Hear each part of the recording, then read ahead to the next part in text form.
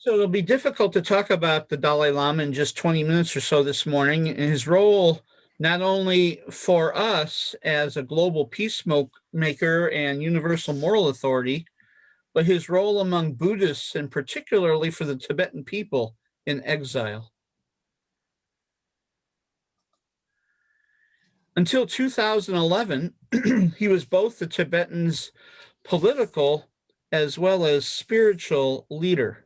He then handed political power over to a government in exile, which of course the Chinese government declares illegal and invalid.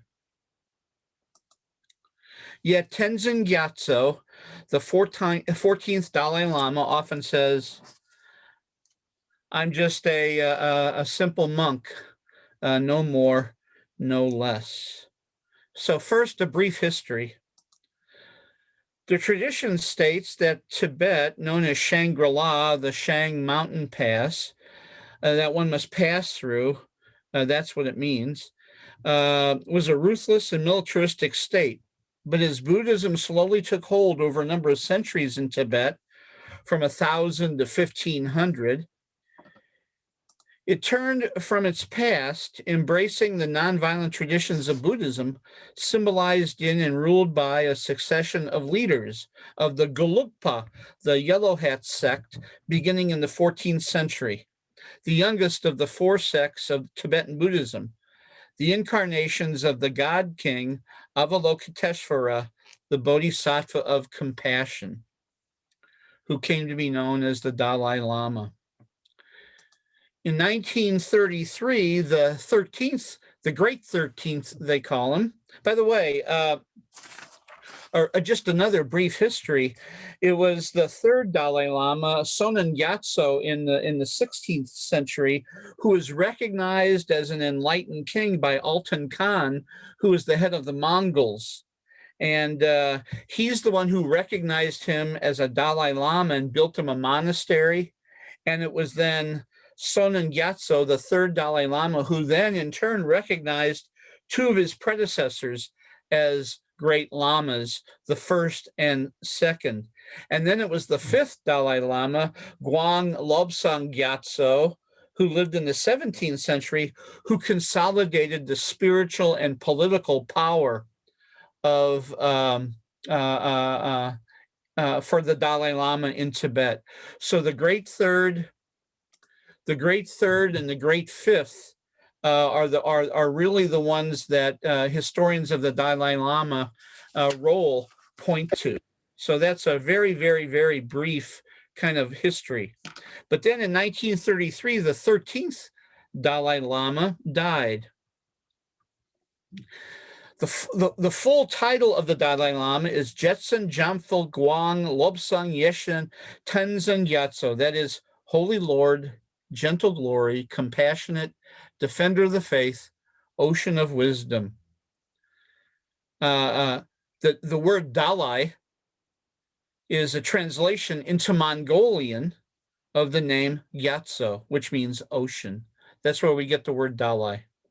Tibetans generally call him Yeshe Norbu, wish-fulfilling gem, or simply Kundun, the Presence, which was the name of the movie by Martin Scorsese of the young Dalai Lama. So like I was saying, when the 13th Dalai Lama died in 1933, monks from the Tibetan capital of Lhasa traveled the country looking for his next incarnation.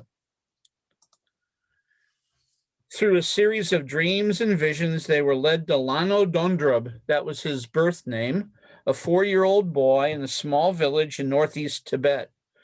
When he was able to identify belongings of the 13th Dalai Lama, and he called the monks by name, even though he hadn't known them before, they knew they had found the next incarnation. He was taken to the Potala Palace in Lhasa, where he underwent extensive training by elder monks. So here's his family. You see him here as the baby with his older brother, who we knew from Bloomington, right? And there he is on the Potala throne.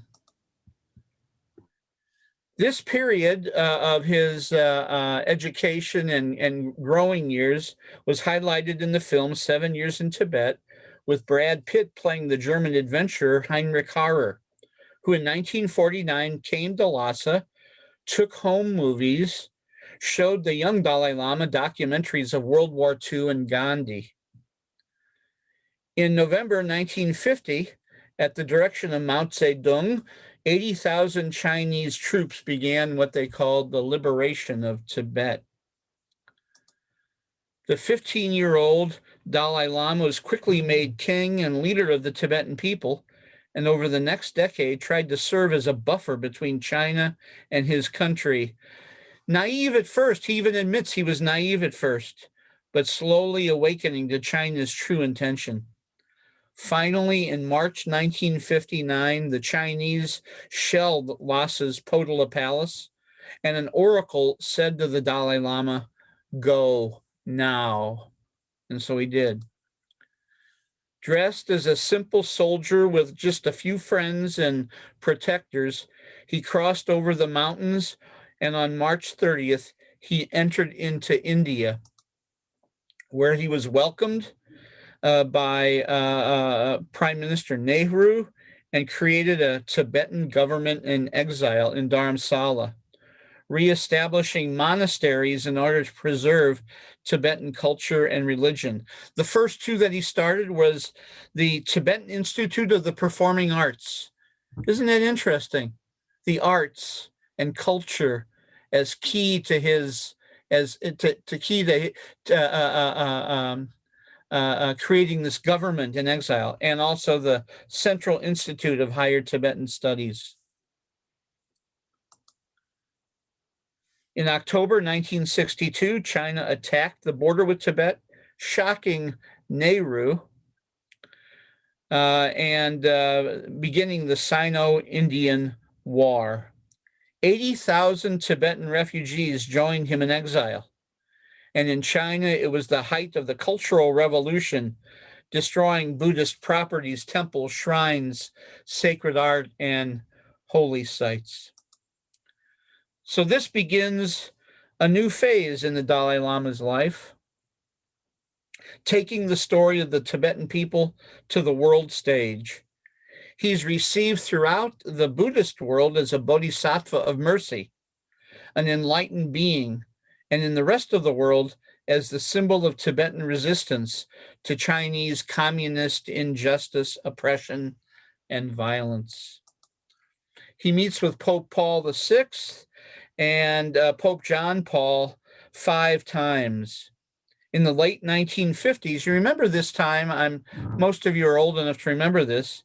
In the 50s and the 60s, the CIA offered covert support to the Dalai Lama. But after President Nixon made overtures to Beijing, the support stopped.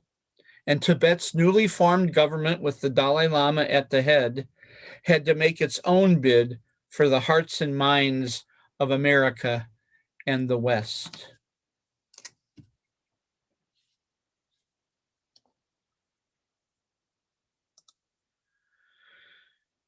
He made his first of a dozen trips to the U.S. in 1979 to much fanfare, and he formulates a politics of compassion and universal responsibility. That's what he called it, a politics of compassion and universal responsibility, based in essential interdependence of all beings, ethical environmentalism, and a policy, quote, of inner disarmament.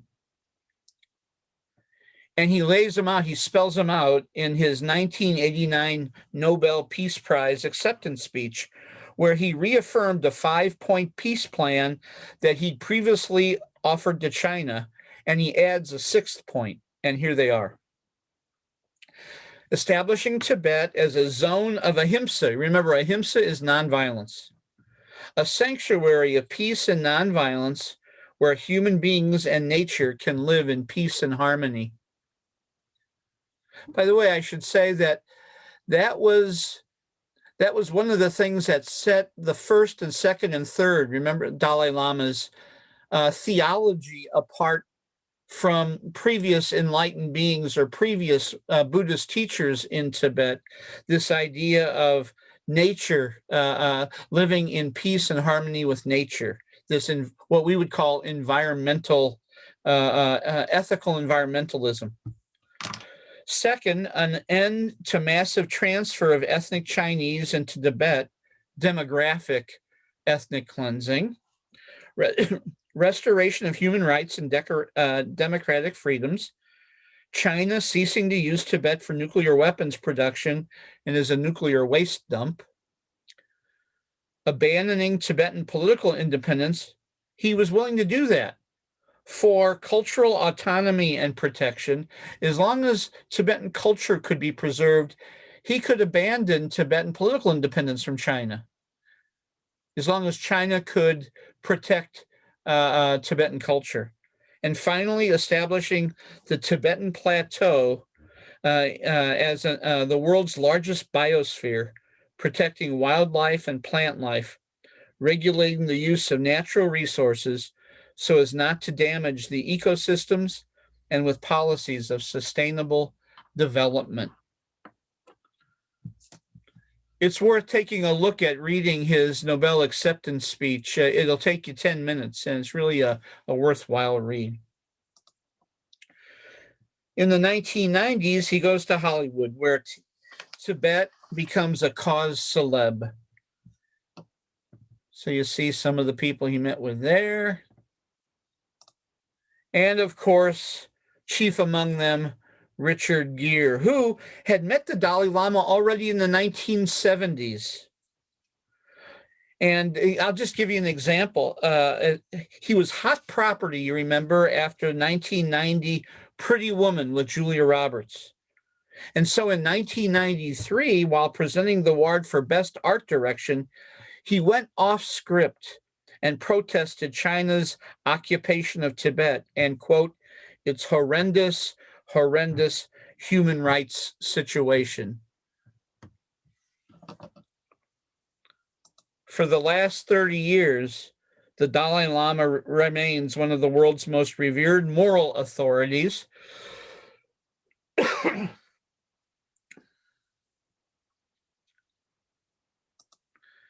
And a voice for universal human rights, nonviolent resistance, and compassion in all things. That is really a brief overview, a brief history. So now I want to just focus on two final things about His Holiness, and then we'll have a chat. First, the Dalai Lama in science. This is how he describes himself. My body, this person, half simple Buddhist monk, half scientist. Isn't that interesting?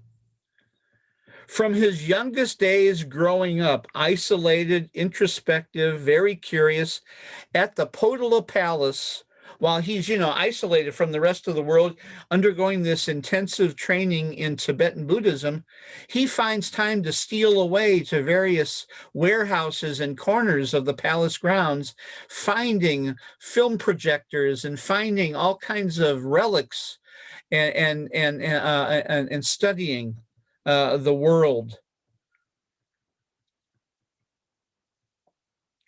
He describes himself as having a scientific mind.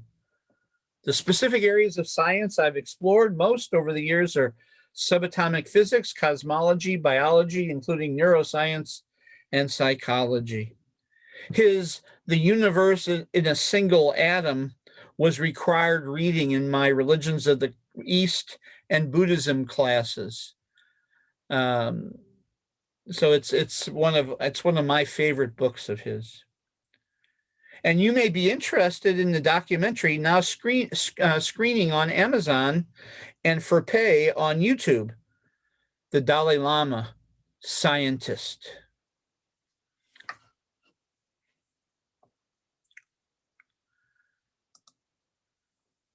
His lifetime interest in science led him to a visit with astronomer and physicist and noted atheist Carl Sagan at Cornell in 1991, which was followed up the following year by a visit by Sagan to India to visit with him. Sagan's wife, Anne Dryan, relates that he asked the Dalai Lama about his beliefs in God and what he, as a Buddhist, would do if a discovery in science conflicted with Buddhist doctrine. The Dalai Lama replied, Buddha urged questioning one's belief. We think of our doctrines as findings rather than dogma. Findings rather than dogma. And Carl Sagan asked, is there no conceivable scientific finding that would make you consider yourself no longer a Buddhist? And the Dalai Lama replies, I cannot conceive that my spirituality and respect for science would ever conflict with each other. Buddhism is not so much a religion, but a science of the mind, or what I call an inner science. If scientific analysis were to demonstrate conclusively that certain Buddhist claims were false, then we must accept the findings of science and abandon those claims.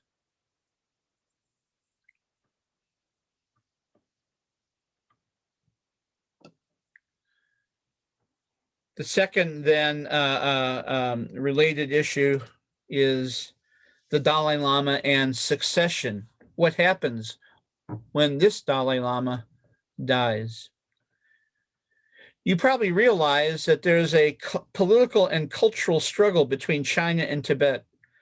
It's now manifesting in the Dalai Lama's succession. China has not only been ethnically cleansing Tibet, but culturally cleansing it as well. They're claiming that he lost his legitimacy when he left the country 60 years ago, even though they were out to kill him. And they claim they have the right to name his successor. So once the Dalai Lama dies, it's quite possible we could end up with two Dalai Lamas, one recognized by China and one by Tibetans in exile. It's interesting that they believe that they can control his reincarnation. This could also strain, of course, relations between China and India, right? The Chinese are also trying to manipulate age-old tensions among the Tibetan people themselves, those in exile with the Dalai Lama and those who still remain in Tibet, but who are under the Chinese government now. This religious repression and cultural appropriation and cleansing is similar, you remember, to what the Chinese are doing to the Muslim Uyghurs and the Roman Catholic Church in their country, right? I mean, the issue with the Catholic Church we hear about all the time in the news. And in fact, it was just in 2018 that there was an agreement between the China and the Vatican on the appointment of bishops. But that's a different story. China said that the Pope didn't have the authority to appoint bishops in their country, and the Chinese government appointed. Let me see. I have it in my notes somewhere here. Oh yeah, the Chinese Patriotic Catholic Association replaced the Pope in its appointment of bishops in China. And it was only between China and this agreement between China and the Vatican in 2018 that China agreed to let the Pope appoint the bishops in their country. I mean, it's crazy, right? China is really taking it to itself religious and religious authority as well as political authority over its inhabitants. But like I say, the Catholic Church and the Uyghurs, that's a different program. But according to Tibetan belief, the Dalai Lama gives general instructions before he dies about his next incarnation. Only he controls his reincarnation. By the way, you may have seen this in the news last month. The U.S. government agrees. Just a month ago, on January the 28th, the House of Representatives in Washington, D.C., voted and passed a bill on sanctions against Chinese officials for interfering in the process of determining the next possible successor to the Dalai Lama, as they continue to raise pressure on the exiled Tibetan spiritual leader, as the Chinese continue to put pressure on the Dalai Lama. So the U.S. government agrees with the Tibetans here in exile. This is similar to 25 years ago with the Panchen Lama, the second highest ranking Tibetan spiritual leader after the Dalai Lama. You might remember a couple and a half decades ago, the Dalai Lama identified a 6-year-old Gedun Chokya Nyama as the 11th Panchen Lama on May the 14th in 1995. 3 days later, he and his family were kidnapped by the Chinese government, never to be heard from again. In China's effort to control their reincarnations. So the Dalai Lama and his followers have cause to be concerned because it's already happened once. So in December 1995, the Chinese government discovered, with what quotation marks, their own Panchen Lama. You can see him on the right, Gyaltsen Norbu, who the Tibetans in exile who follow the Dalai Lama do not recognize. They still recognize this 6-year-old Gedun Chokya Nyama as their Panchen Lama, even though he's not to be seen.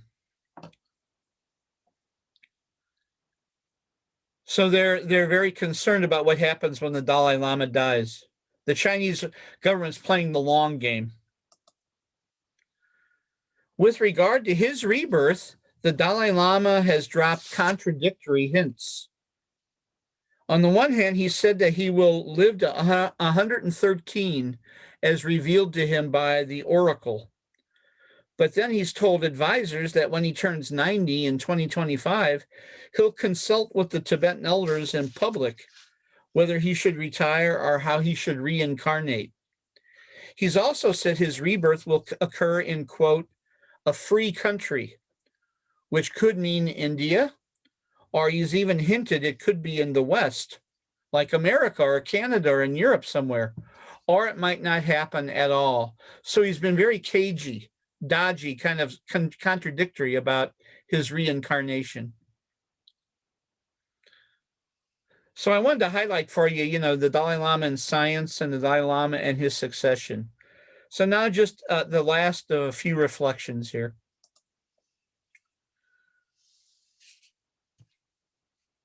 I'll read the one from the World Congress of Faiths, and you can read both.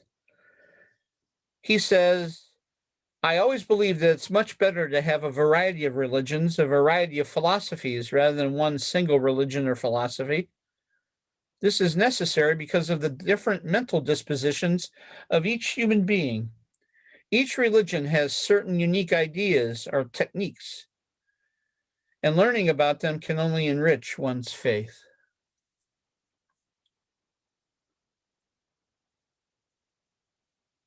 In the other quote, of course, where do you ground ethics in an increasingly secular world? If you only ground it in religious faith, right, you're leaving the realm of morality, the world of ethics.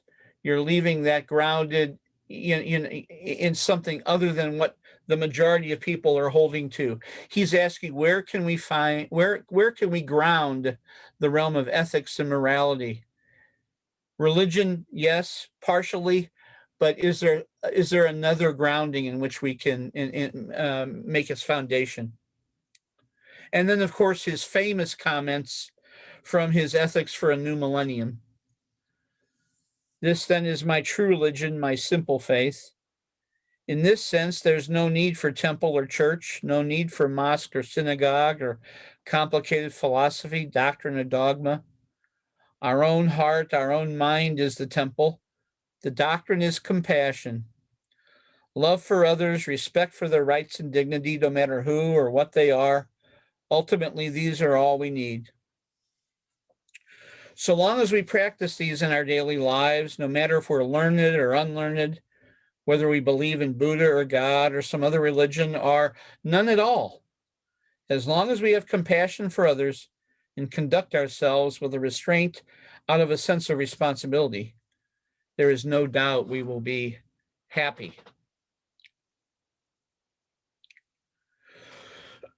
Just two more slides, gang. So it was in 1990 with Roman Catholic theology teacher Dave Oughton and Orthodox Rabbi Robert Sternberg. And by the way, I was in the parish at the time. This is a picture of me and His Holiness.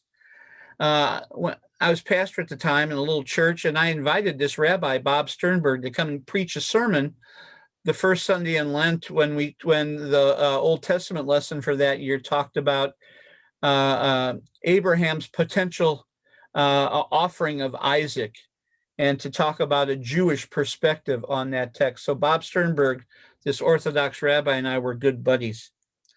Well, anyway, Bob and Dave and I were co-leaders of the St. Louis World Religions Dialogue at the time. And I was also involved in the St. Louis chapter of the Friends of Tibet, resettling Tibetan refugees in the city. And we had resettled over 100 refugee families at that time.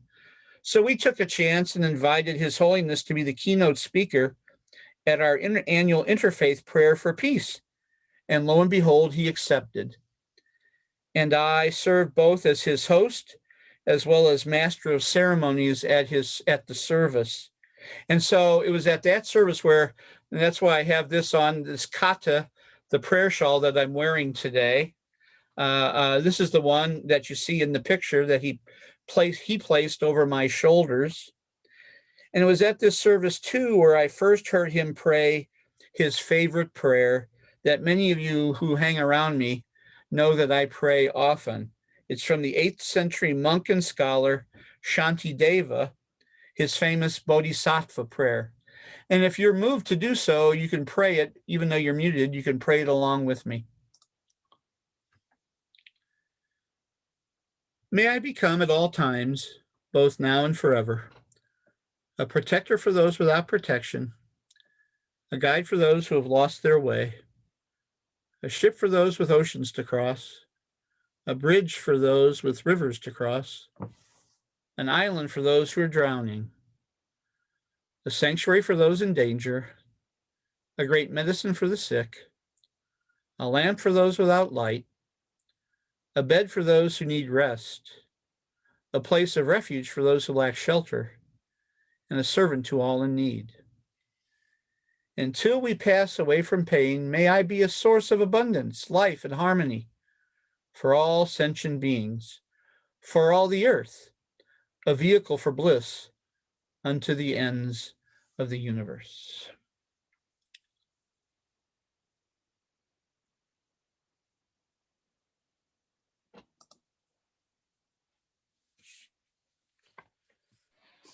So, my friends, that's His Holiness, the Dalai Lama.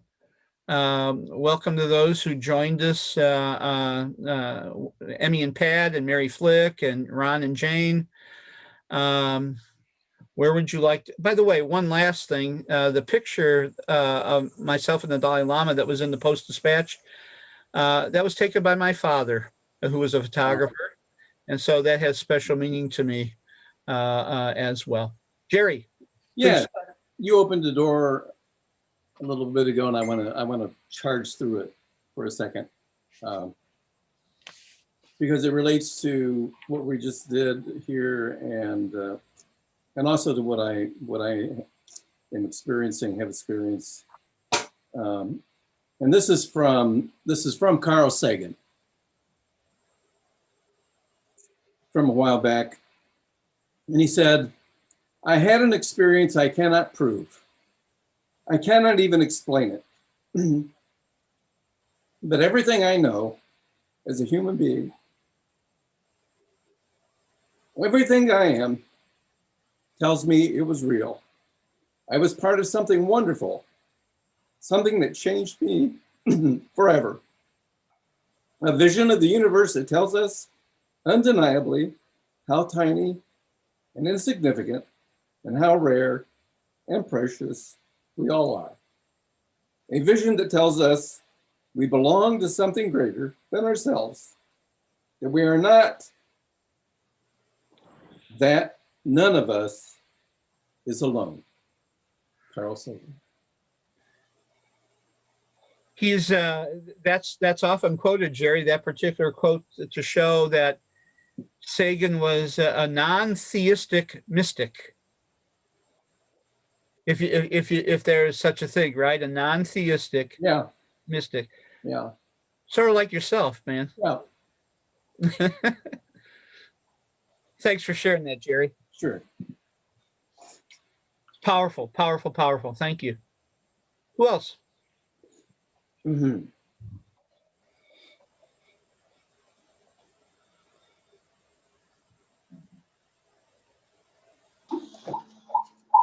Hello. Hi. Could you put that prayer back up? There's a lot of reverberations, Aaron. Yeah. Let me do that.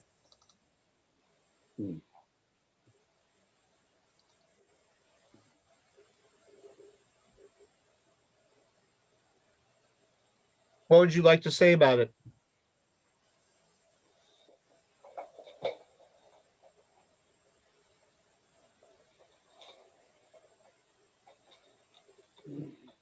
Aaron, are you there? Is there something you'd like to say about it? Hello. Who else I would- just wanted to make sure that I had a picture of it. Okay, Yeah. good. I couldn't figure out how to do it with my iPad, so I turned on my phone real quick to get it. Good. That's just I have to tell you, I've never seen that before, and that's just amazing. It in a way resembles the nurse's prayer, and it's something that I want to share with my staff. Thank you very much for sharing that, Aaron. You can see, right, the Bodhisattva, right, an enlightened being who gives her life, his life, service to the rest of humanity to try to bring this message of light to all sentient beings, indeed the planet itself. Thank you. Who else would like to jump in?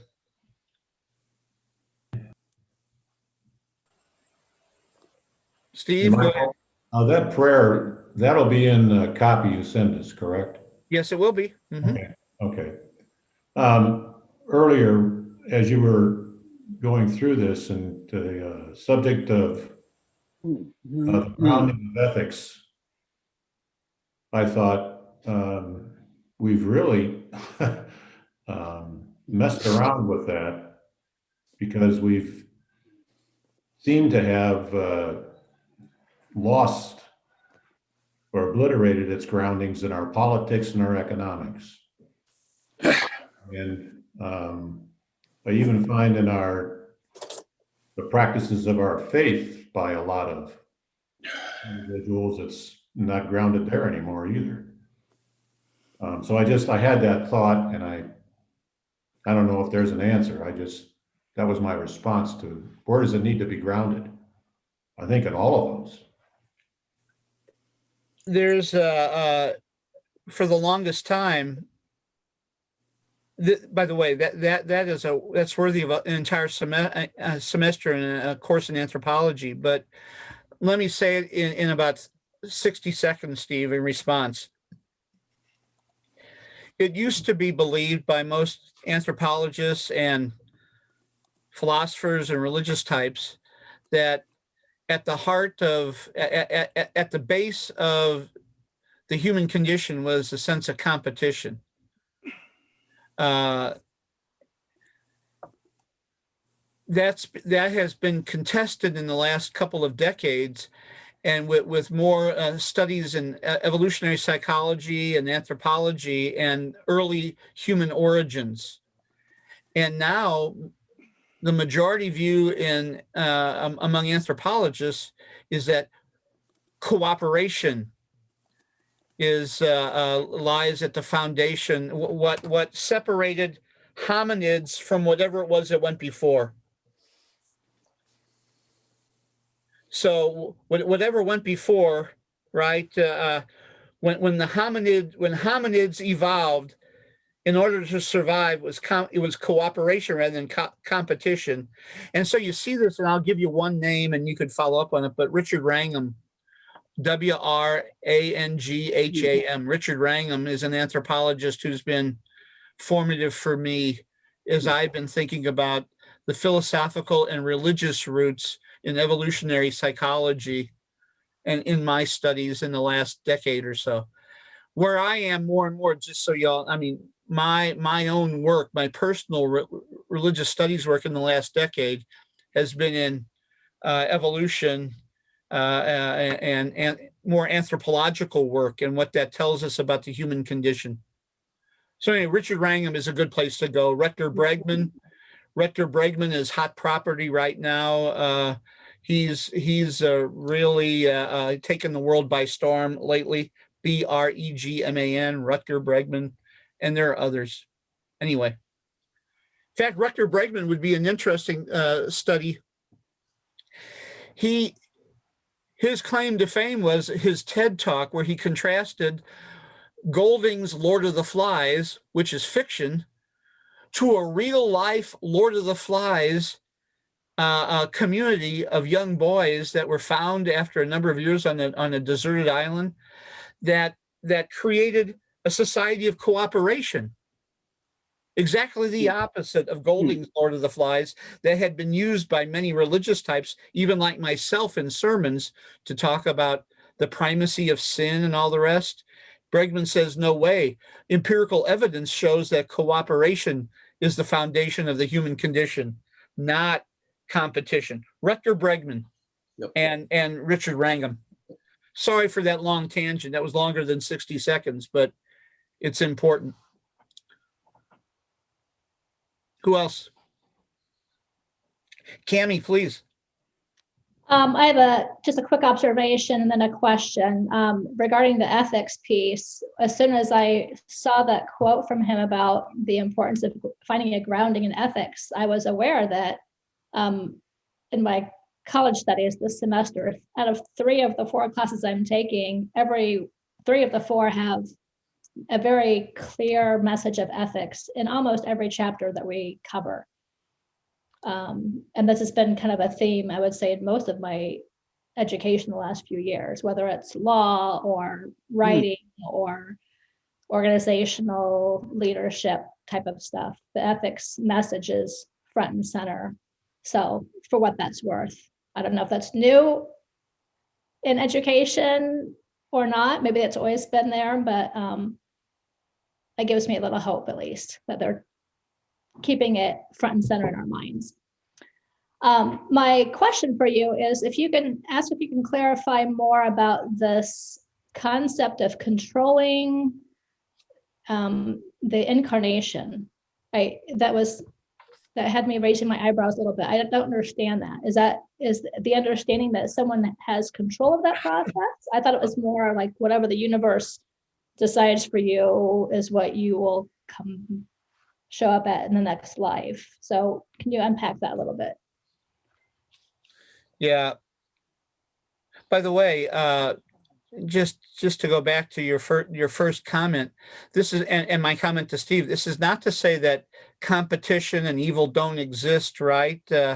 And the role of religion, just like the Stoics in Greece, you know, and other Greek and Roman philosophies and Indian philosophies and the rest. How do you channel those primal desires so that we listen to the better angels in our lives, right? So what religions are about, as the Dalai Lama is suggesting, is to channel the inner urges and inner desires in a positive direction. So Cammie, for all of us on this screen, with a couple of exceptions, and Patty, you're up next, with a couple of exceptions, because I'm looking at some people who might be enlightened beings here, but for us non-enlightened beings, we can nudge our next incarnations by the positive karma that we create in our lives in this one, but we don't choose its particular incarnated being. For enlightened beings, the Dalai Lama says, and this is really true within most of Mahayana Buddhism, for example, is that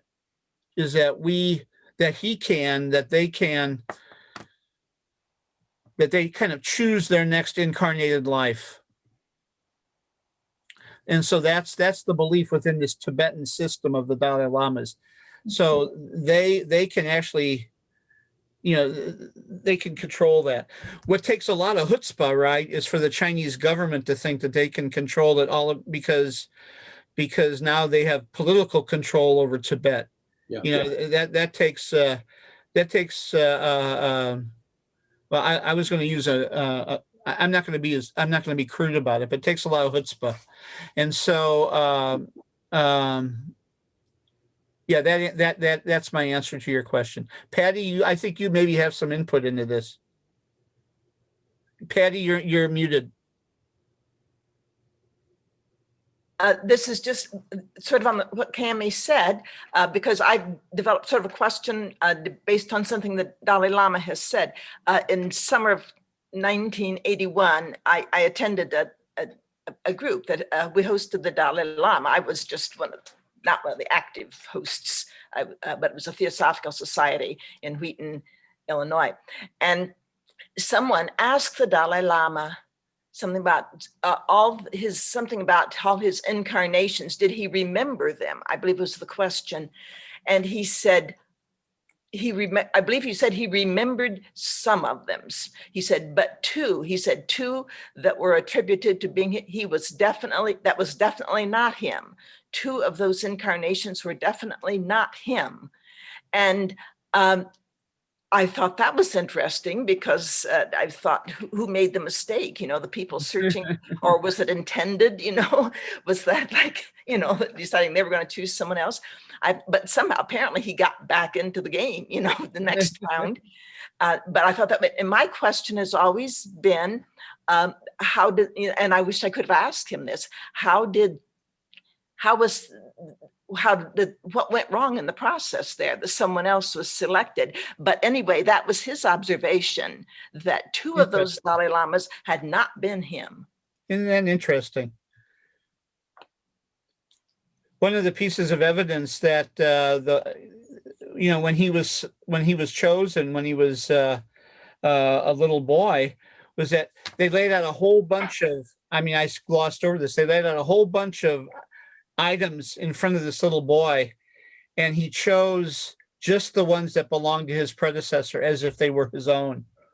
So it's part legend, part tradition, part science, part belief. How it's all mixed into the tradition here. It seems to me that if that was how it happened, it would have to be something happening on the astral level, that someone there at the astral level was either preventing the person from being born, or somewhere it was just plain down to earth politics. They wanted to choose someone different. They didn't want that previous Dalai Lama. They wanted someone maybe of their way of thinking, and that's my guess. Thanks, Patty. Thanks for that input. Who else?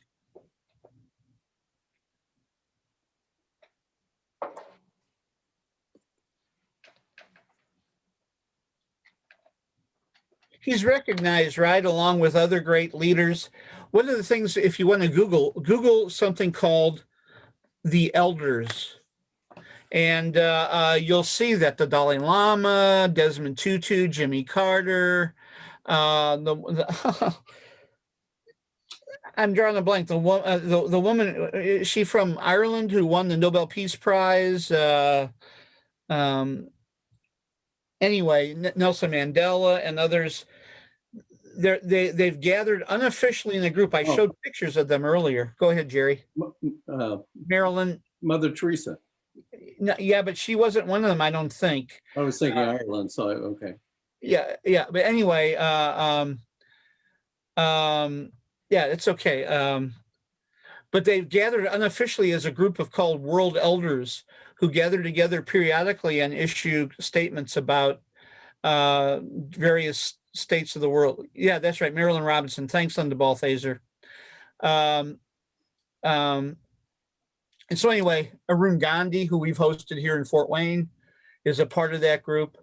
So yeah, check that out. The UN calls upon them periodically when there are troubled spots in the world, the elders. And I think the Dalai Lama was chair of that committee for a while. Desmond Tutu's been chair, and others. What else?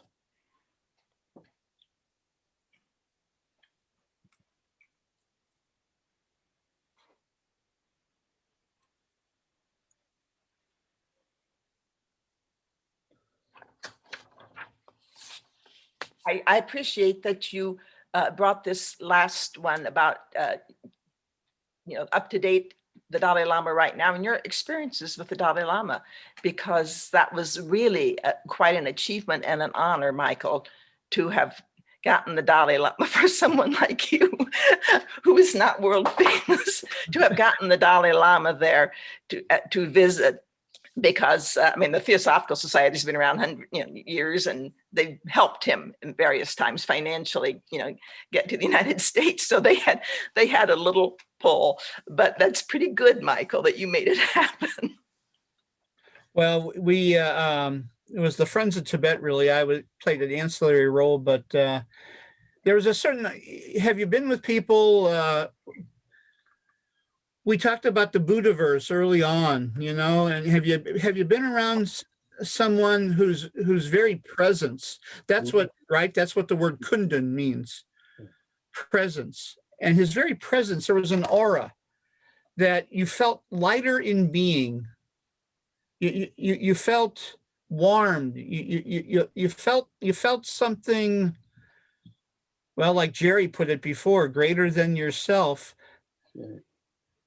Within you, around you, that life was emerging and animating, and you were a part of it all by being in the very presence of this other person. And that's how it was, Patty, to be in his presence. I've only felt that a few other times, but that for sure was probably it was the most real to me. Thank you. Thank you. Who else?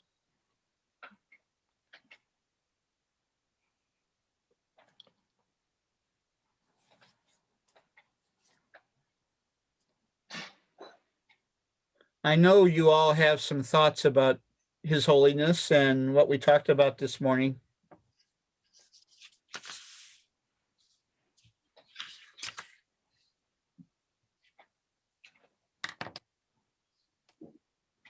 What'd you think about his comments about religion? Love for others, respect for their rights and dignity, no matter who they are.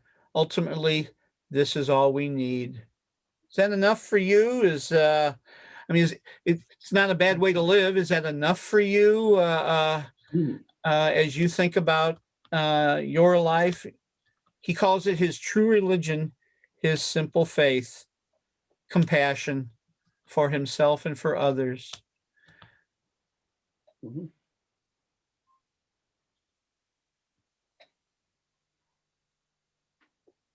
It sounds refreshingly simple. It takes away the need for the 6-week sessions on salvation theology and all the other stuff that we spend lots of time puzzling over. I have a suspicion that what Timothy's going to talk about is some of the things that we talked about in Hinduism.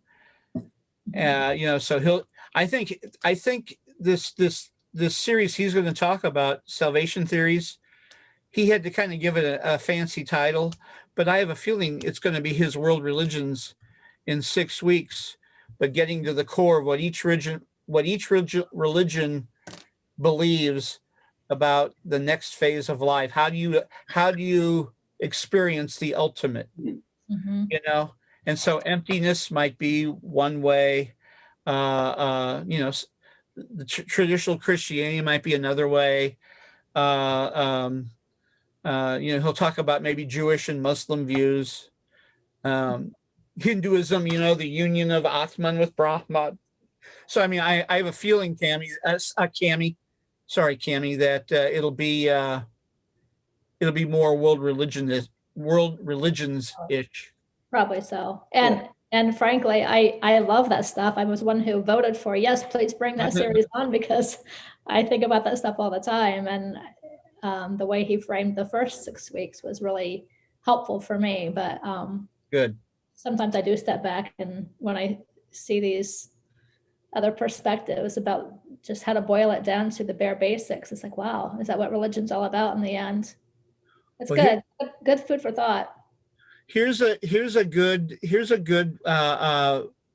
piece of homework for you all. Each one of you, there's a number of Christians here. There's a Theosophist here. There's Unitarian Universalists here. The Dalai Lama says it's much better to have a variety of religions, philosophies, rather than one single one. Back in the 90s, when I was studying with Swami Chetanananda, we held a series at the Vedanta Society in honor of Houston Smith, the great religious studies scholar and philosopher, who wrote the book, The World's Religions. And that was one of the 3 times I spent time with Houston. But we 4 of us were invited in this series to give talks. A Hindu, a Buddhist, no, 5 of us. A Hindu, a Buddhist, a Muslim, and a Jew, and a Christian. I was the Christian chosen from St. Louis to give a talk. We were all to give a talk what our particular religious tradition had to contribute to the global village. So my question, we don't have to answer it now, but it's a homework assignment, because, we're all open people, wonderful people. We want to all say, well, it's all the same, but really it's not.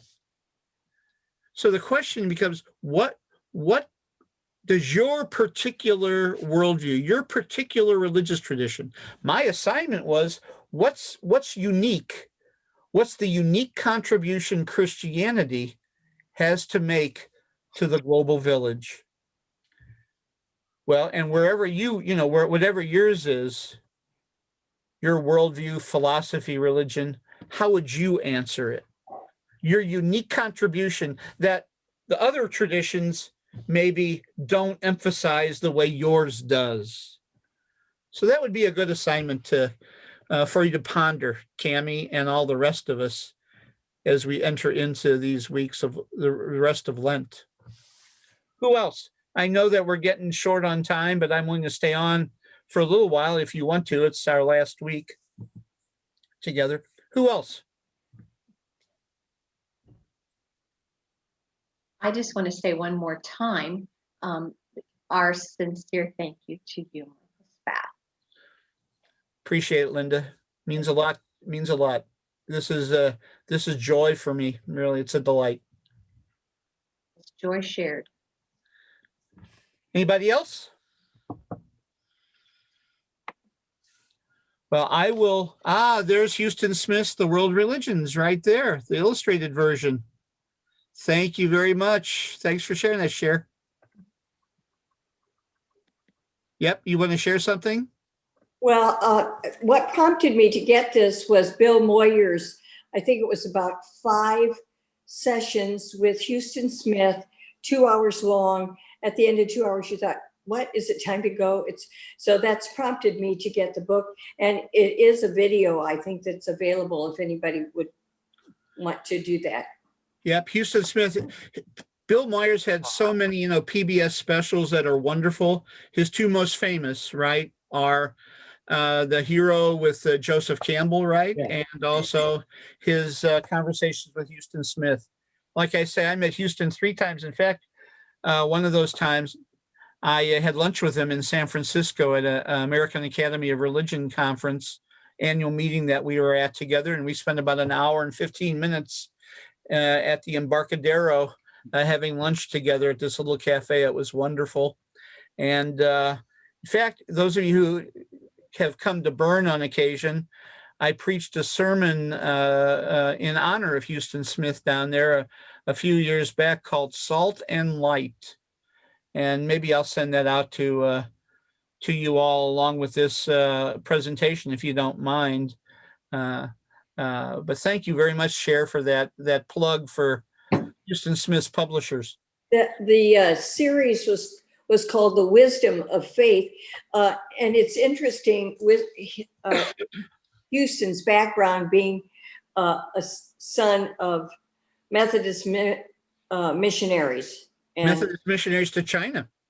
yes, yes. He grew up in China. And his daughter is married to a Hebrew, and he celebrates praying to Allah 5 times a day. He incorporated what was significant to him in his faith journey, which was an indication to me that anything we choose that enlightens us and brings us closer to God is of importance. Thank you very much for that, Cher. You know, do any of you have any other comments about the Dalai Lama? Because if you do, I'd rather take those, but I'll tell you a Houston Smith story if you don't. But jump in with a Dalai Lama comment if you'd like. Well, Houston Smith back in the 50s was the first man, the first one who really popularized the study of the world's religions. Sorry, in the 1950s. In fact, it's hard to find. There are little excerpts here and there on YouTube, but already in the 1950s, when he was a professor at Washington University in St. Louis, a professor of philosophy, he did a PBS series then on the world's faiths, on the world's religions. So already 70 years ago, before this was being taught on most college campuses. So he was a great forerunner.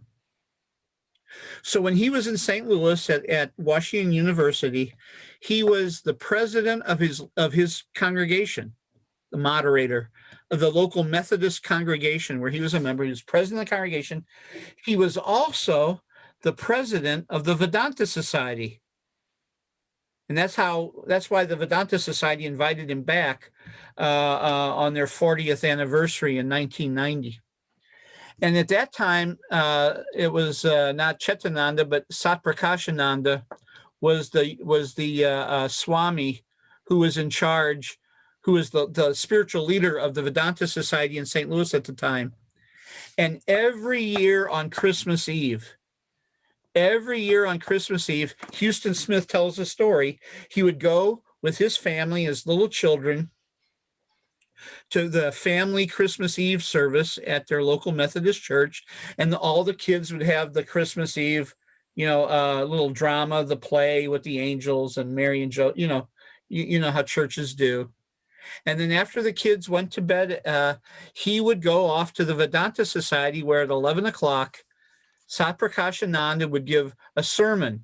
It was different every year, but it had the same title every year, and it was called Jesus Christ, the Light of the World. Jesus Christ, the Light of the World. Satprakashananda at the Vedanta Society in the 1950s and 60s. Amazing. Yeah. So Houston Smith is an embodiment of this philosophy of the Dalai Lama, that even though these traditions are different, they can coexist, right, in harmony with each other. Any other comments?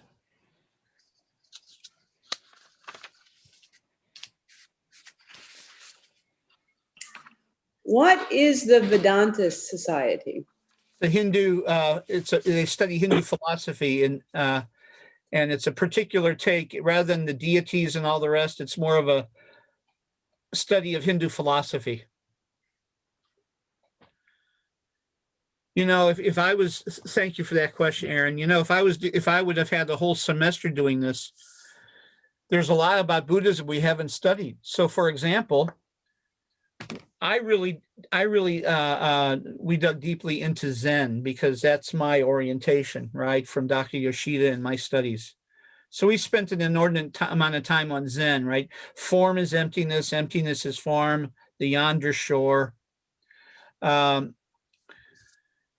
But we didn't talk about the 180 degrees of Zen in Japan called Pure Land Buddhism, where they actually have a deity, Amitabha Buddha, who they have faith. I mean, I mentioned this in passing early on, but Amida Buddha or Amitabha Buddha, they call him. It was influenced by Christian missionaries to Japan, and they even use language based in like Protestant theology. They're made right with Amitabha Buddha by grace through faith. They use that kind of language. So that's another kind of sect of Buddhism we didn't discuss. And then there's the other one, the Dalai Lama's version. And we don't have time to get into it today, but if we would have had a longer semester, we could have talked about, remember we talked about the Theravada, the monks and religious. Thank you, Satish. Peace and blessings. We talked about Theravada, the monks. That was called Hinayana, the little bitty raft, Hinayana. Then we talked about Mahayana for lay people, the big raft, right? Well, in Tibet, they call their raft Vajrayana, the diamond path or the diamond raft. And it's very much different than Zen. It's all about rituals and it's very sacramental. Just to give you a hint, in September, do you mind me going on like this? You can all go if you want. In September of 2001, right after 9/11, I had been invited already in June to speak at a conference in Manhattan in September, and they kept the conference going. They kept the conference, and it was like the third week of September. And so, New York and Manhattan was in a shambles. In fact, part of the conference, they changed part of it so that we volunteered. I volunteered at a third grade, a block from ground zero, to help kids work through the trauma through artwork. And so I helped prod kids to draw pictures of how they were feeling as part of this conference. It was arts and religion. It was on the arts and religion. Well, anyway, in this conference, my talk was a combination of yoga and Tibetan tantric, Tibetan tantric spirituality. So it was tantric yoga, and it was called Yantra, Mantra, and Tantra at the third chakra. And so, no, at the fourth chakra, at the heart chakra, Yantra, Mantra, and Tantra at the fourth chakra, the heart chakra. And Tibetan Vajrayana tantric images, chants. So yantras are geometric designs, almost like geometric rosary. Like a rosary is something you finger that helps get you into a mystical state. Well, yantras are geometric designs that draw you into them, like they're almost kaleidoscopic, and get you into a meditative, mystical state. Yantras. Mantras, of course, are chants that you do. So yantra, mantra, and tantra at the fourth chakra. And that gives you an idea of the sacramental nature. In other words, rather than like Zen, which calls for you to just empty yourself, experience the moment, but the goal is emptiness. Tantra, or the diamond, the diamond raft, is all about asking you the question, what gives you pleasure? For some of you, it might be the garden. For some of you, it might be whatever it might be, right? A sunrise, something in nature. It's sacramental, right? In other words, there's something in the material world that speaks to you of the beyond. That's sacrament, right? Bread and wine or water for Christians, right? Well, whatever it is that brings you pleasure,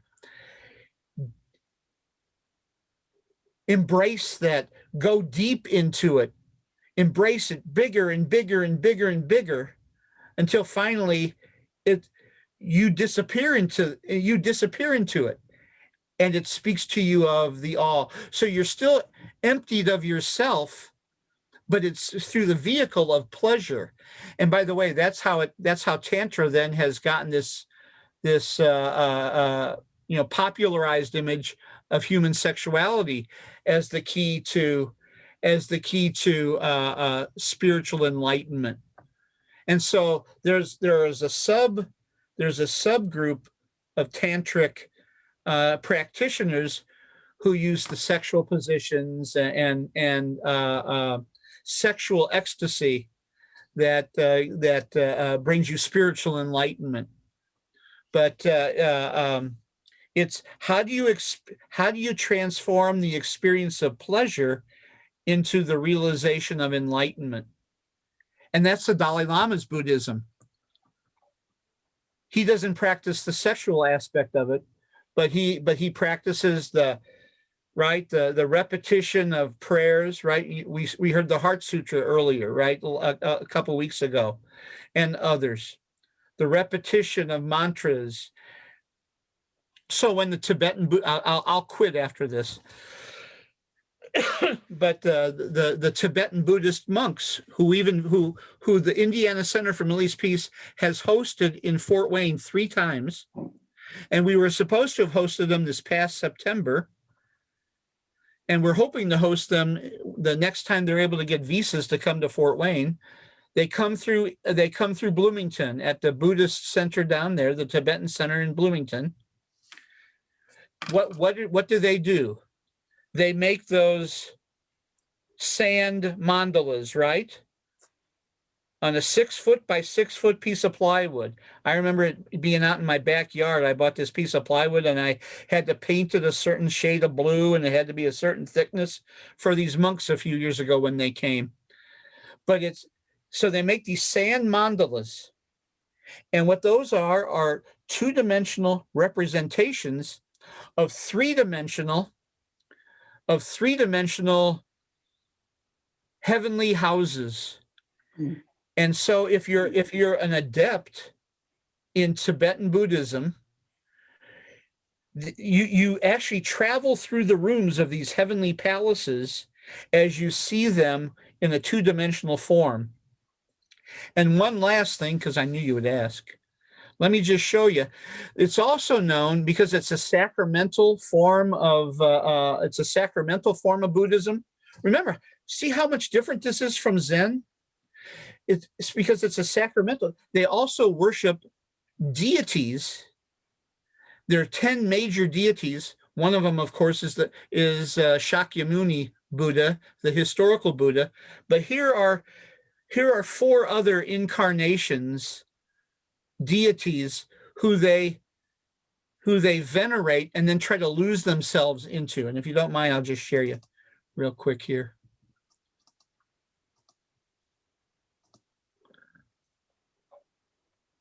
So they have sort of a Messiah Buddha, Maitreya, right? A Buddha to come. Mm-hmm. And interestingly, those of you who were with me in my Hinduism course earlier this year, Maitreya is the 10th avatar of Krishna.